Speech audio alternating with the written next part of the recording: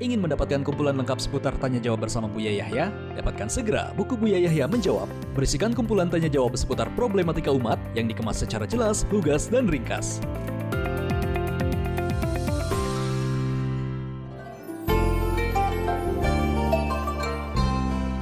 Bismillahirrahmanirrahim. Assalamualaikum warahmatullahi wabarakatuh. Waalaikumsalam warahmatullahi wabarakatuh. Allahumma sholli ala sayyidina Muhammad. Muhammad.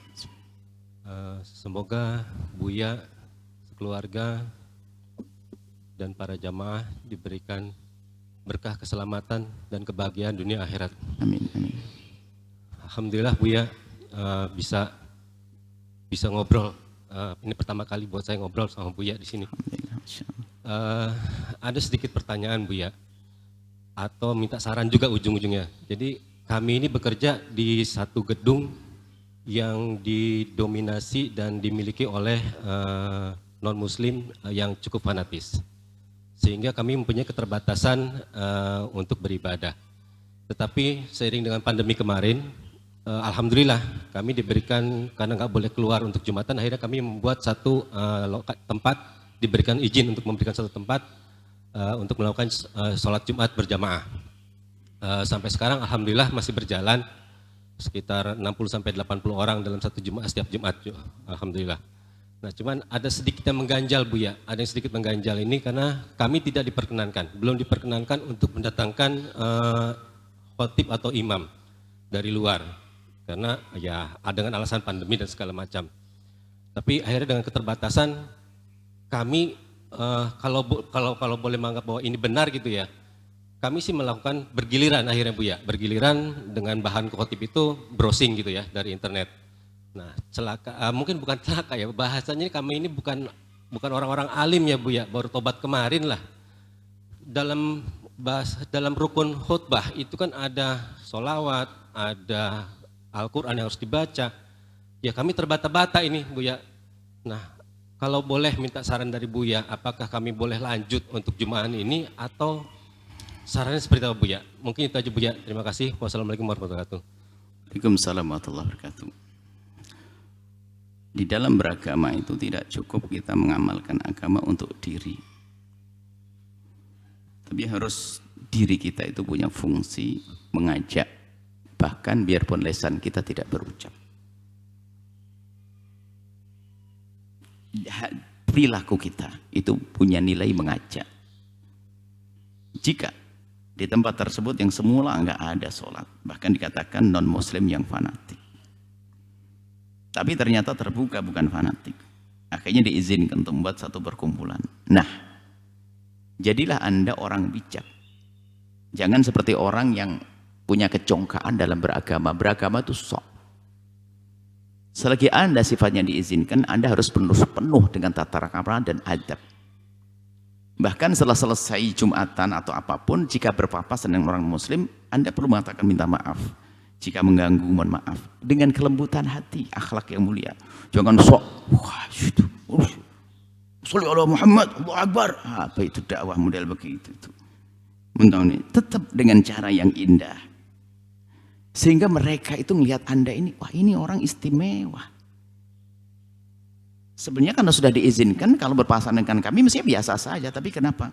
Mohon maaf ini agak ramai ganggu, mohon maaf. Oh, tersentuh hati Anda, ini apa yang, perkumpulan apa ini kok baik banget begini? Bukan seperti sebagian orang sok beragama, wah ini agama, ini dakwah, ini Islam, ini. Karena Anda sifatnya diizinkan. Baik. Kemudian kalau beliau Anda belum diizinkan untuk mencari ustadz dari luar, Anda tidak perlu berkeluh kesah. Kesempatan Anda untuk belajar menjadi ustadz. Tidak apa-apa. Tidak usah protes, tidak usah melanggar juga. Kalaupun ternyata nanti ajukan usulan yang berikutnya.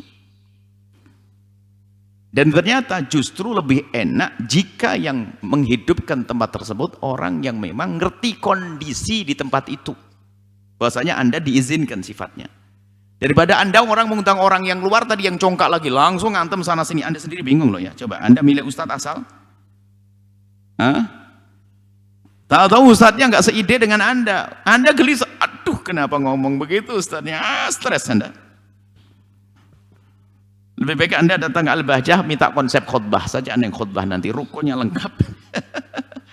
Lebih mudah itu. Yang penting sholat Jumat itu sah selesai. Makanya untuk khutbah pun Anda datang pada ustadz jauh lebih bagus, bukan browsing di internet. Anda bisa pesan kepada ustadz yang dia ngerti hukumnya dan dia lembut, penuh kasih, ngerti keadaan Anda di situ. Anda bisa membaca teksnya, khutbah yang penting Anda penuhi rukun-rukunnya. Alhamdulillah, sallallahu alaihi wasallam Muhammad, amma ba'du, selesai. Ma'itaqullah, selesai. Baru Anda konsepnya ringan, pendek, jangan panjang-panjang juga. Anda lebih dari jamnya bikin orang marah. Ini apa-apaan, sholat sudah jamnya kerja masih. Ya, Anda juga salah. Harus betul bijak beragama. Tapi kalau Anda patuh, Anda benar ajib. Berbondong-bondong orang masuk Islam. Bagaimana kisah Wali Songo dulu itu berdakwah tuh nggak pakai kecongkaan beragama tuh nggak ada. Orang berbondong-bondong. Anda mumpung dibuka begitu kesempatan, alhamdulillah sudah diizinkan. Adapun masalah dilanjutkan atau tidak, ini adalah masuk ranah fikih juga bahwasanya apakah boleh tidak sholat di sebuah perusahaan dan sebagainya. Apakah syaratnya harus mustautinin, muqimin? Ada Imam Nawawi sendiri menyebutkan ada dua pendapat ya.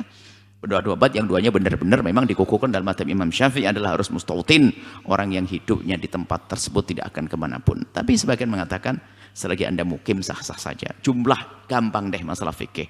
Nggak sampai 40 orang mustautin, kurang dari itu pun juga ada kesempatan, peluang. Dan Anda perlu ustadz yang bijak betul itu. Nanti wah boleh nggak sah ini, wah nggak sah harus begini. Waduh ini repot ini. Ustadz nih kondisi ini dakwah kita di sini.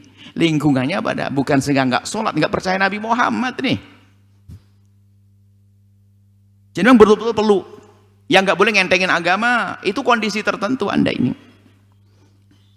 Maka bertanyalah dengan beberapa ustadz di kiri kanan Anda atau di tempat mana yang punya wawasan, kelembutan dan Jumat bisa saja tetap dilaksanakan pada akhirnya jika memang ada misi dakwah yang lembut dan indah ya.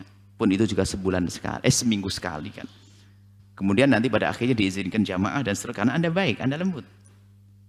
Tidak boleh keluar dari jamnya. Misalnya kalau jam 1 harus kerja lagi, Anda harus pastikan 12:30 sudah selesai dong.